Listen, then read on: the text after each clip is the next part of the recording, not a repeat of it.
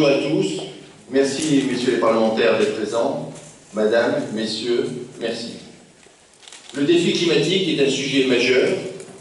Il nous oblige tous, envers la planète, en tant que nouveaux entrants et exploitants de fret et de combinés, nous en avons conscience. Tous, au niveau de nos entreprises, nous déclinons les objectifs de développement durable que nous nous sommes fixés. Le ferroviaire est déjà, par définition, un outil de développement durable. C'est la colonne vertébrale des mobilités, c'est un moyen de transport écologique. Le train consomme 2 fois moins d'énergie que le transport routier, il nécessite très peu d'énergie fossile, il émet 1,3% des émissions de CO2 au transport en France contre 93 pour les voitures. Il faut donc développer le ferroviaire pour mieux répondre à l'attente de la population et des clients. L'AFRA, composée donc d'entreprises ferroviaires, de constructeurs, d'opérateurs de proximité, d'opérateurs de combinés, a cette ambition. J'en profite pour remercier tous ceux qui s'investissent au quotidien au sein des différentes commissions de l'AFRA, que ce soit la commission voyageurs, la commission sociale, la commission fret, pour développer le fret ferroviaire et organiser une ouverture réussie. Une ouverture réussie, en effet, nous ne souhaitons pas une ouverture pour l'ouverture, nous souhaitons avoir un meilleur service rendu et une efficacité retrouvée. Aujourd'hui, nous considérons que malheureusement, à la lecture notamment du rapport de la Cour des comptes, elle fait défaut. Car le ferroviaire a beau être un outil de développement durable et un moyen de transport écologique, sans efficacité, sans qualité, il perd de ses vertus.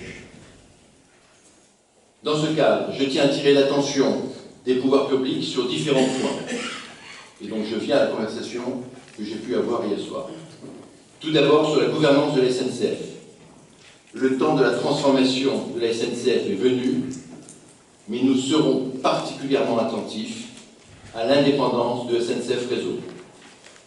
La nomination du futur président de SNCF Réseau ne doit pas se faire dans l'entre-soi. Elle sera regardée avec attention. La priorité est l'indépendance de Réseau. Il s'agit donc de désigner non pas quelqu'un lié au système, mais quelqu'un qui sera garant de cette indépendance avec toute l'expérience nécessaire. Les mots sont pesés bien. À cet égard, nous avons été surpris de voir que celui qui prépare notamment l'ouverture, celui qui a préparé notamment l'ouverture en tant que président des SNCF Réseau, va diriger une filiale de la SNCF.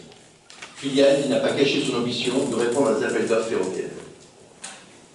Concernant les données, nous sommes satisfaits d'avoir été finalement écoutés pour la nécessaire transparence concernant les données de maintenance. Mais le diable va naturellement se cacher dans les détails et dans le respect du décret donné.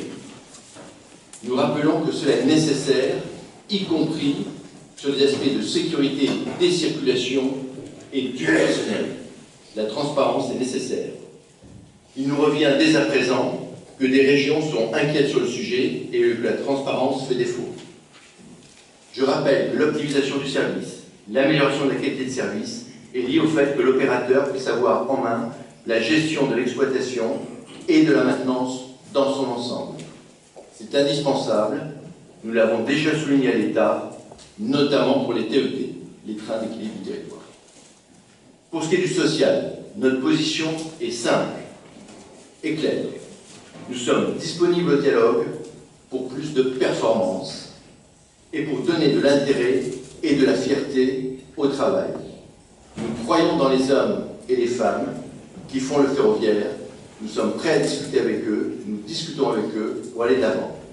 J'en profite pour inviter les acteurs à se réunir autour de la table dès à présent pour éviter que le mois de décembre soit un mois horrible pour les usagers, pour les clients, pour les entreprises de fret, pour les salariés, pour la nation.